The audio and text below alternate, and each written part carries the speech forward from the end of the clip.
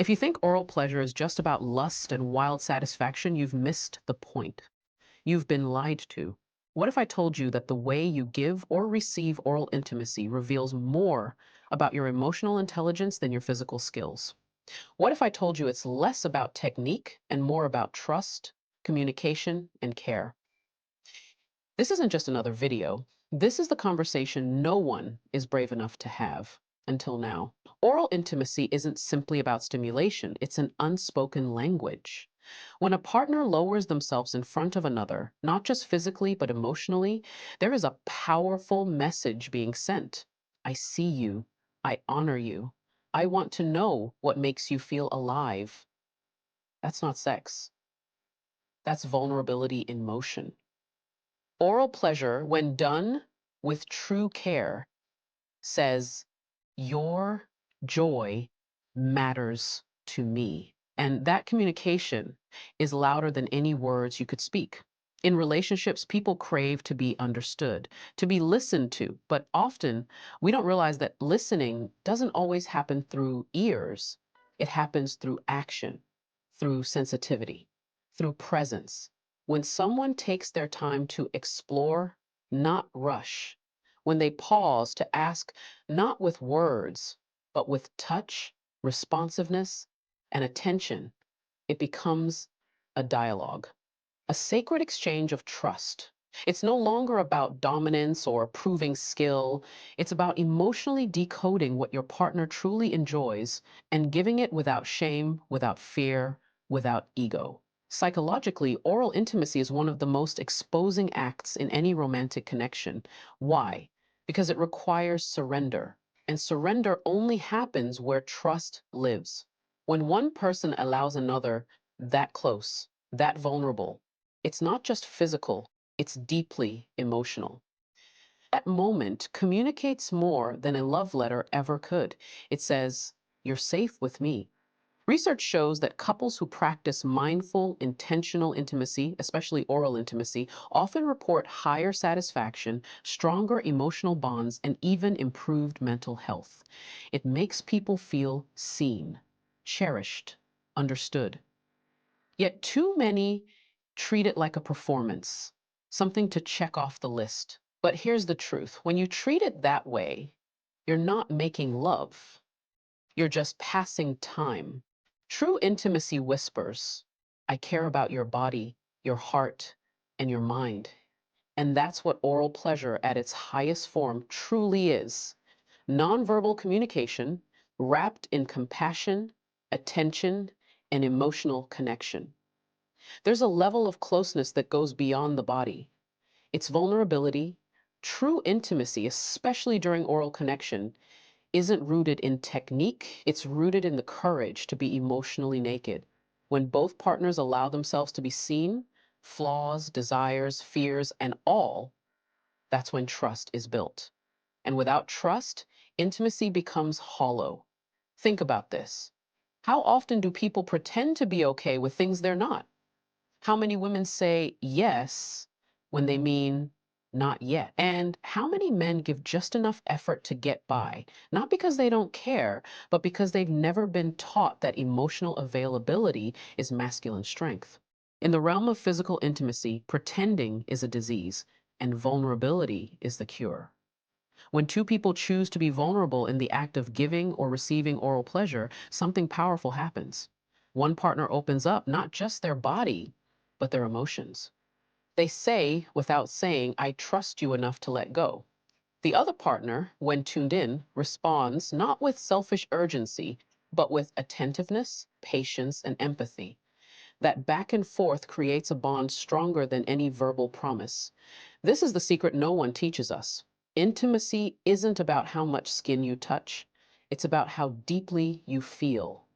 And vulnerability isn't weakness, it's the ultimate form of connection. But it takes maturity, it takes emotional intelligence, and yes, it takes practice. There's a reason many women hesitate to speak up during oral intimacy: fear of judgment, fear of being labeled, fear of rejection. And men too. Some fear not being good enough, not doing it right, or being compared to someone else.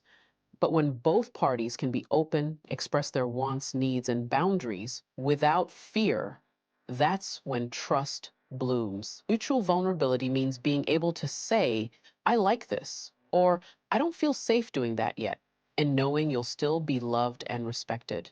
It's being able to explore pleasure not as a performance, but as a shared journey. That's intimacy, that's healing, that's trust. Psychologists affirm that physical acts that involve vulnerability, like oral intimacy, can rapidly build or destroy trust, depending on how they're approached. In fact, taking a deep dive into people's own physiology helps to create trust development. This is where the concept of vulnerability can build and destroy trust, depending on how they're approached. If it's rushed, demanded, or disconnected, it can damage a partner's sense of emotional safety. But when it's slow, responsive, and consensual, it creates not just arousal, but emotional closeness that transcends the moment. When a man listens without ego and a woman shares without fear, when both are emotionally present, that's the moment intimacy transforms from physical into spiritual. In that space, you don't just touch skin, you touch soul. And in today's world, where people are starving for real connection, that kind of vulnerability is rare and priceless. Pleasure isn't just a physical response, it's a psychological experience. If a woman doesn't feel emotionally safe, her body won't fully relax. Her mind will resist, even if her body is touched in all the right places. And when the mind is in defense mode, the body becomes numb to pleasure. This is science, not opinion. And it's why so many couples are physically intimate, but emotionally disconnected. They're touching bodies, but they're not reaching hearts. Psychological safety is the invisible force that determines whether intimacy will be fulfilling or just functional. It's what allows a woman to let go of shame, of fear, of the pressure to perform. It's what gives her the freedom to be present, responsive, and expressive during acts like oral intimacy. And this isn't just about women, it applies to men too. The difference is society teaches men to suppress vulnerability and women to fear their own desire. That is why creating a space where both partners feel emotionally secure is so critical and so powerful. Studies in neuropsychology have shown that the female brain responds to trust and emotional security with increased levels of oxytocin, the bonding hormone. Oxytocin not only deepens emotional attachment, but also enhances physical sensitivity. When a woman feels emotionally safe, her body literally becomes more receptive to pleasure. Her nervous system relaxes, her heart rate balances, and she begins to associate touch with connection, not threat. That's the biology of trust in motion. Without that safety, her mind becomes distracted. She's wondering if she looks right, if she's taking too long, if she's being judged. Her body is there, but her soul is guarded. And intimacy without soul is just routine. You might achieve physical satisfaction, but you'll miss the emotional nourishment that makes sex transformational. Creating psychological safety doesn't mean being perfect. It means being present. It means showing that you care more about your partner's experience than your ego. It's asking questions like, does this feel good, or would you like to slow down? It's responding to nonverbal cues, noticing when your partner tenses up and adjusting. That's what real lovers do, not players, not amateurs, real emotionally mature lovers. The irony? When emotional safety exists, pleasure becomes bolder, deeper, more explorative. Because when fear is gone, curiosity awakens. When shame is removed, confidence rises. Suddenly, both partners are not just touching, they're co-creating a moment of deep emotional connection. So if you want to be truly unforgettable in your partner's life, forget trying to be the most skilled in the bedroom. Be the safest. Be the one they can lose themselves with, not because they escaped reality, but because they finally felt free enough to enjoy it. Emotional safety isn't a bonus, it's the foundation. And the couples who understand that are the ones who don't just have sex, they make love in the deepest sense of the word. Real intimacy isn't loud, it's intelligent. It isn't just about how good you are at a particular act, it's about how well you can listen, not with your ears, with your presence, with your attention, with your ability to read and respond to the subtle language of her body. Because here's the raw truth: a woman's deepest reactions don't come from what you do, they come from how attuned you are when you're doing it. Most men are focused on performance. They're asking, am I doing it right? But the men who create unforgettable intimacy, they're asking, is she responding? And more importantly, how is her body speaking to me right now? That mindset shift changes everything. You see, when a woman is being touched, kissed, or pleasured, especially during deeply personal acts like oral sex, her body speaks in whispers. The way she breathes, the way she arches, the subtle moan that lasts a fraction longer, the slight tensing of her thighs, the softening of her stomach. These are not just random responses. They're her nervous system's way of guiding you. And when you pay attention to those signs, when you follow her rhythm instead of forcing your own, she trusts you. And when she trusts you, she lets go. And when she lets go, that's when the magic happens. This is not romantic fantasy, this is science. Neuroscience confirms that emotional attunement heightens arousal. That's because the brain is the biggest sex organ. When a woman feels seen, heard, and understood, even in silence, her body rewards you with deeper responsiveness. Her pleasure intensifies. Her body becomes more alive, more sensitive, more surrendered. Not because you're doing something outrageous, but because you're noticing. The tragedy is that most people skip this step. They think technique is everything. They study positions and moves and tricks, but they forget the one thing that separates average from extraordinary: presence. It's not about what you do, it's about what you notice. You don't need to ask her what she wants if you've already learned how she responds. And here's the secret that elite lovers know: her body will tell you everything if you're humble enough to listen. So instead of rushing, slow down. Instead of assuming, observe. Instead of dominating, connect. Watch her eyes. Watch her breath. Watch how her energy shifts when you touch her here instead of there. Does she draw closer or pull away?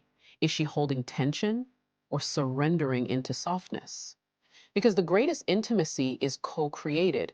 It's not about one person doing something with each other. It's about both people doing something with each other. That's what makes it unforgettable. That's what makes it healing. That's what makes it real. Responsive feedback is not a skill you learn once. It's a practice, it's an art. And when you master it, you don't just become better in bed, you become impossible to forget. Here's what no one is telling you: physical intimacy without emotional connection is hollow.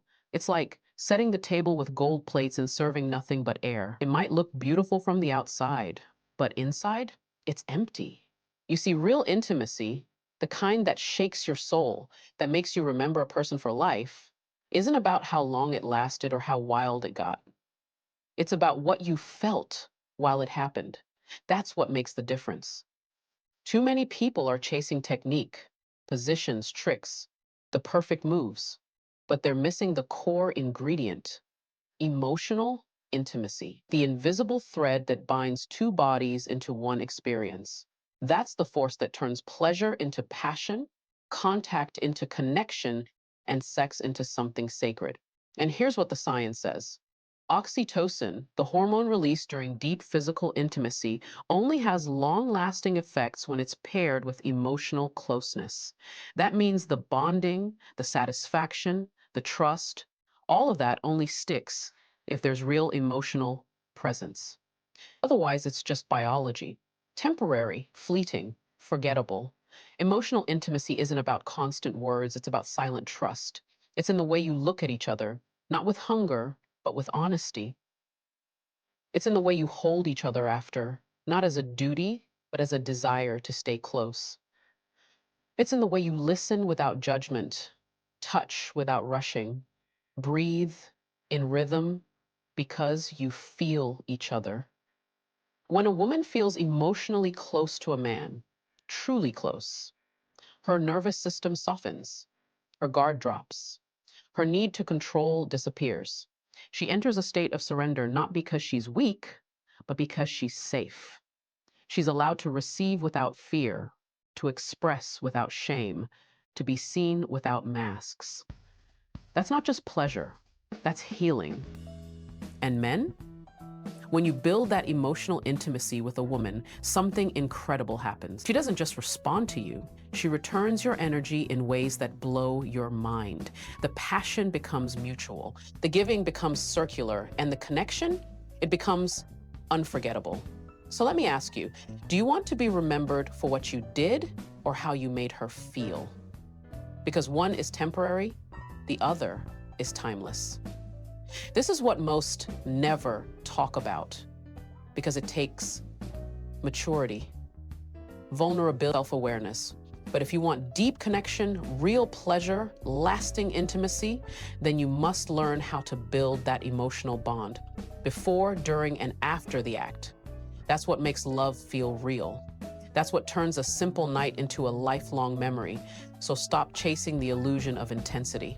Build the foundation of intimacy. And you won't just touch her body, you'll touch her soul.